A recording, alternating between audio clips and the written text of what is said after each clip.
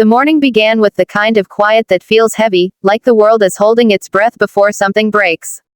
I woke up in my penthouse, sunlight slipping through the tall glass windows, touching the marble floor like gold. Everything looked perfect, too perfect. My wardrobe was organized by color, my schedule neatly lined up on my tablet, and my dreams, carefully built over years of struggle, stood tall around me in the form of a luxury brand that bore my name. I should have felt proud.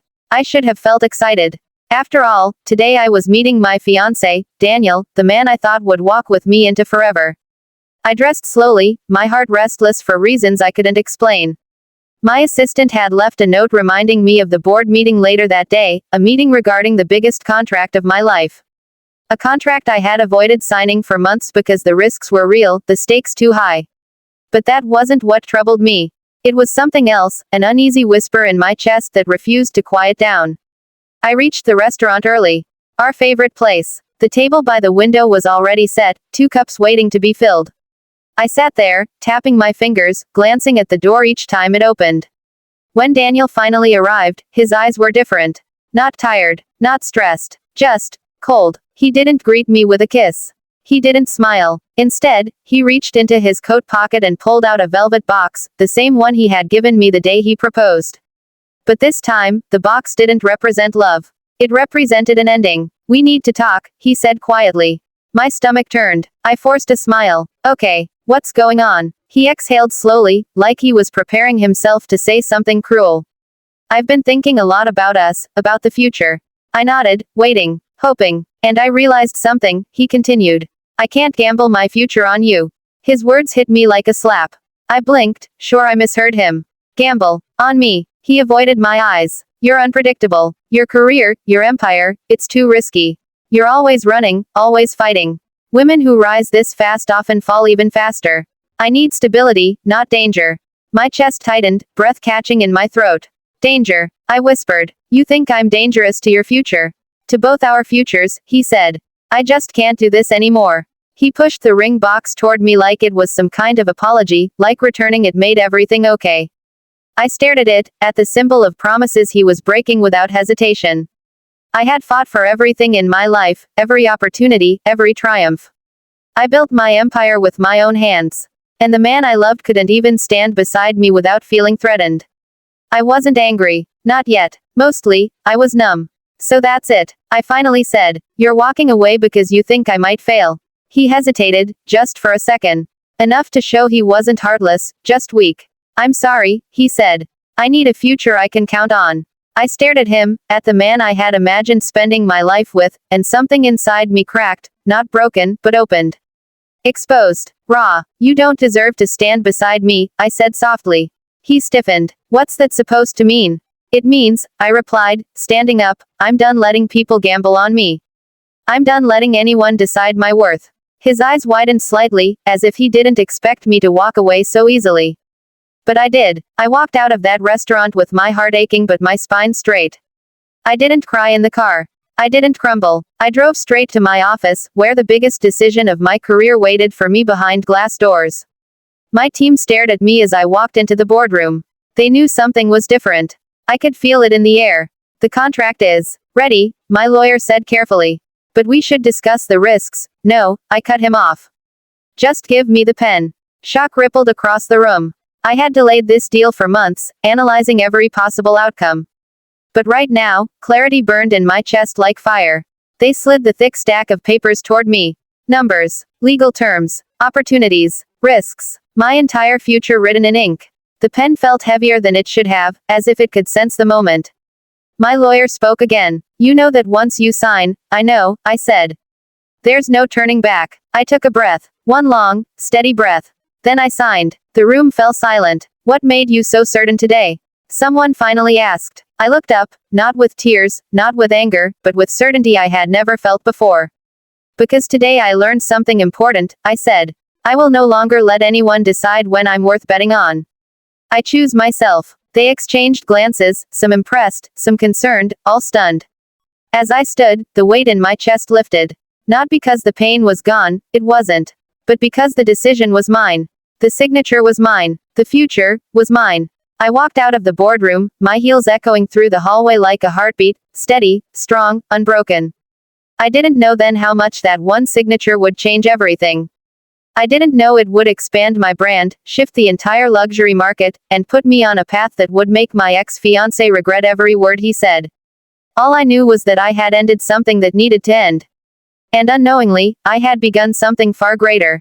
The game wasn't over. It had just started. 3 months passed, though sometimes it felt like only days had slipped by, each one filled with noise, meetings, new challenges, and flashes of cameras that never seemed to turn away from me. My signature on that contract had changed everything, not slowly or gently, but like a domino effect that raced through my entire life. The fashion house I had built with trembling hands, sleepless nights, and stubborn resilience suddenly stood on the global stage.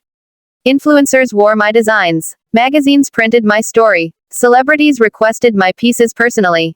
I was invited to events I once only watched on screens. My name, which Daniel once treated like a fragile thing that could shatter any moment, now echoed across the industry like a storm rolling in, powerful, respected, unstoppable. Every day I woke up to messages congratulating me. Every night I reviewed sales reports that grew faster than I could comprehend. Investors who once ignored my emails now called me directly, offering deals, partnerships, opportunities. And through it all, I realized something: success didn't change me. It revealed me. The strength I had looked for in others had always been in me. But success also came with irony, with a twist so sharp and sudden that even I wasn't ready for it. It happened one cold evening. I was attending a major international fashion gala, the biggest event of the year, attended by anyone who was anyone. My team buzzed around me, adjusting the last details of my gown, a dress I had designed myself and named the Phoenix dress.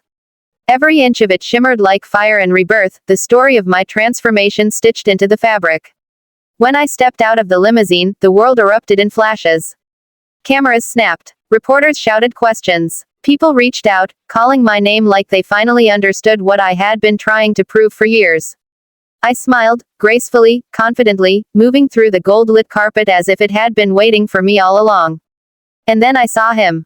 Daniel, standing near the entrance, dressed in a suit that didn't quite fit right, his posture uncertain, his eyes scanning the crowd until they stopped on me. For a moment, the noise around me faded into a distant hum. My heart didn't ache. My breath didn't catch. Instead, I felt a strange calm, as if seeing him finally closed a door I hadn't realized was still open. He looked nothing like the man who once called me a risk. His face had lost its self-assured glow. His hair was messier. His shoulders slumped. There were shadows beneath his eyes, the kind that come from stress, regret, or both. He stepped forward slowly, swallowing hard. "You look incredible," he said, voice small against the roaring crowd. "Thank you," I replied, politely, like talking to an acquaintance instead of the man who once held my future in his hands. He opened his mouth, closed it, opened it again. "I've been trying to reach you." "I know," I said softly. I had seen his calls. I simply chose not to answer. "Please," he murmured, sincerity trembling in his voice, "can we talk?" A reporter started snapping pictures of us, sensing drama. I waved my manager over, and she quickly ushered them away, giving us a small bubble of privacy.